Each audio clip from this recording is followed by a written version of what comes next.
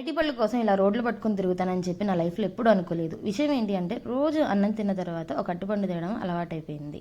So ఇంట్లో అరటిపళ్ళు అయిపోయింది. సరే తెద్దామని చెప్పి బయటకు వచ్చాము. అయితే మేమున్న ఏరియాలో ఎక్కడా దొరకలేదు. ఆఖరికి ఇంక ఫైనల్గా మార్కెట్కే వచ్చేసాము. ఇక్కడైతే ఎప్పుడు ఉంటాయి. ఫస్ట్ ఇక్కడికే వద్దాం అనుకున్నాం, కానీ అంత దూరం దేనికని అనుకున్నాం అనమాట.